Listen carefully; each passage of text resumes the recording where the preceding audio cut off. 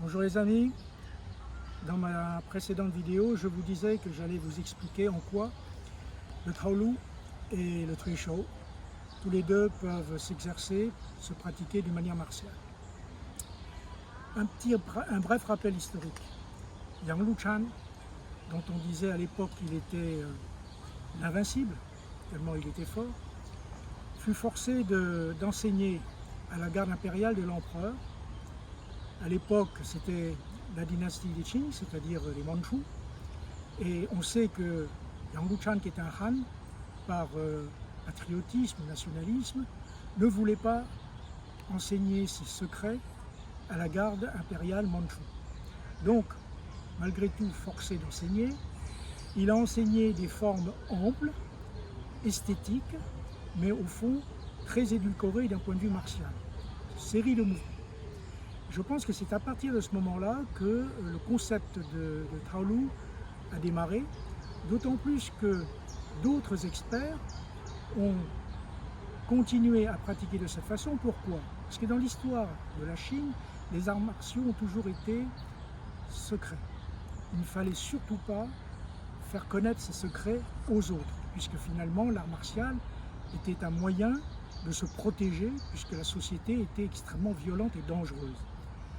Pour rester dans le Tai Chi, par exemple, Chen Guanting, qui est le fondateur du Tai Chi, de la boxe Chen en particulier, il l'enseignait uniquement à sa famille. Donc il y avait une dynastie de Chen qui perdure jusqu'à aujourd'hui d'ailleurs. Et il enseignait donc à sa famille et puis éventuellement à la population de son village, Zhengjiakou. Donc voilà l'historique qui explique pourquoi le Taolu est devenu de plus en plus abstrait.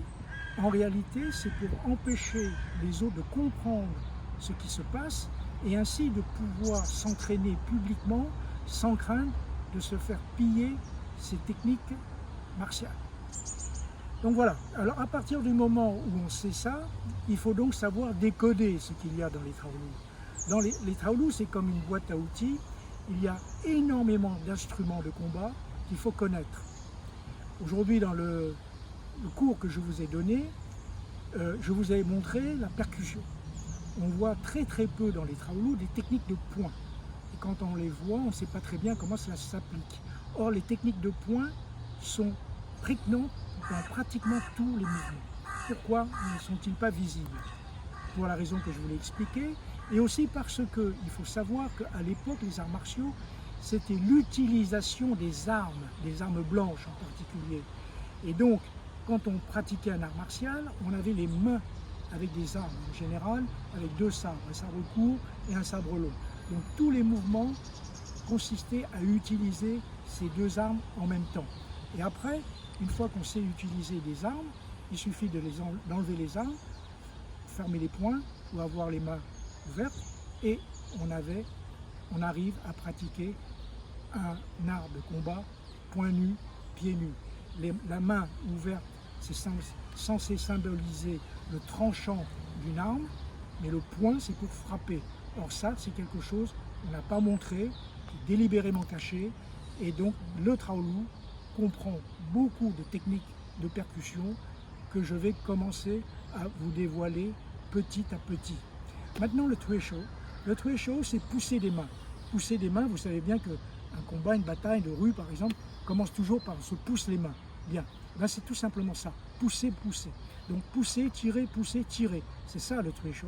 Ce n'est pas cet exercice conventionnel que l'on voit où on s'amuse, on se donne le bras, tu me tires, je te tire, etc., etc. Non, ça ce n'est pas le vrai Tui Shou. Le vrai Tui Shou, c'est pousser. Et l'exemple le plus vivant aujourd'hui du Tui Shou, je vous l'ai déjà dit, c'est le sumo. Alors si on s'entraîne au Tui Shou, il faut évidemment au moins deux personnes. Alors je vous suggère ceci, d'ailleurs ça se pratique dans des écoles martiales internes.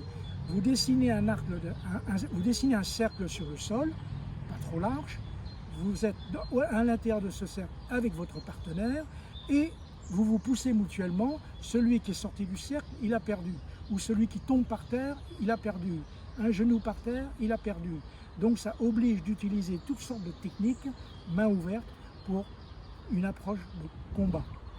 Voilà mes amis, quelques idées sur la façon avec laquelle on peut pratiquer un tai chi martial. À partir de la semaine prochaine, je vais vous parler d'autre chose très importante maintenant, c'est la santé et les valeurs. À bientôt, au revoir.